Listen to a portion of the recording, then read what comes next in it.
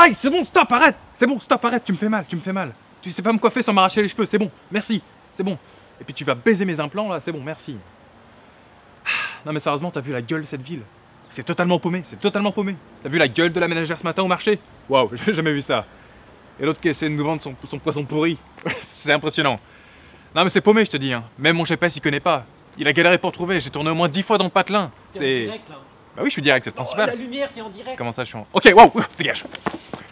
Bonjour. Je me trouve actuellement devant la mairie de Sartille. Sartille, une ville magnifique au charme certain. Ce matin encore, j'ai été accueilli au marché par des personnes sympathiques. Un marché avec des produits terroirs comme on n'en fait plus. L'agneau de Présalé par exemple. Il faut dire que nous sommes dans la prestigieuse baie du Mont-Saint-Michel. Et pourtant, un village aussi tranquille a connu une histoire incroyable. D'après les sources sûres, la brigade de gendarmerie aurait déjà un, voire plusieurs suspects. Le commandant de la gendarmerie n'a pas souhaité s'exprimer sur le sujet. Mais pour vous, BFM TV a mené l'enquête.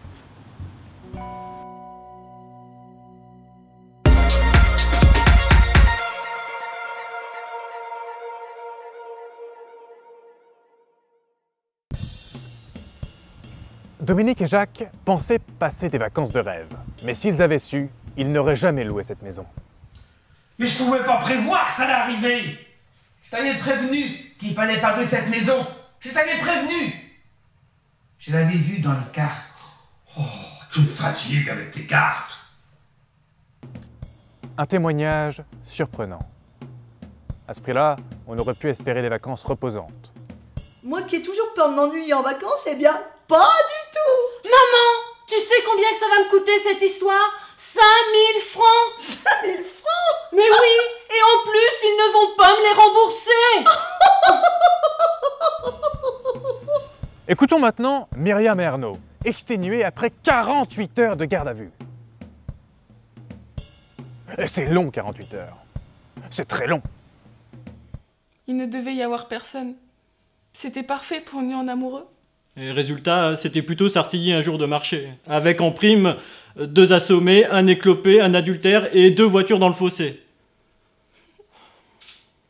Monsieur le maire, vous n'êtes pas sans savoir que cette histoire a chamboulé la vie tranquille de votre village. Elle ne sera peut-être plus jamais comme avant. Le ministre du Tourisme a prévu de faire une intervention ce soir au journal de 20h. Mais vous, monsieur le maire, vous le premier édile de cette commune, que pensez-vous de cette histoire pour le moins surprenante? Tout d'abord, je voudrais rassurer mes concitoyens. J'ai une confiance absolue en notre brigade de gendarmerie pour mener à bien cette enquête. Les suspects sont déjà sous les verrous. Je lance donc un appel au calme. J'ai d'ailleurs l'honneur de vous annoncer que le couvre-feu, instauré depuis 48 heures, sera levé dès ce soir. Sartillais, Sartillaises, je vous remercie de votre attention. Merci monsieur le maire, voilà un discours plutôt rassurant. Pourtant, nous allons vous présenter un couple au demeurant sans histoire, qui vient d'être impliqué directement dans cette tragédie. Un témoignage saisissant. Ah, moi je viens de récupérer ma femme. Eh bien, je peux vous dire, la situation, elle est des plus subjectives là. Hein. Eh, je l'ai bien placée là. Mais non, coupez. Coupé quoi? Mais j'ai pas été coopératif. Mais dis donc, tu me cherches toi là, tu la veux ou quoi?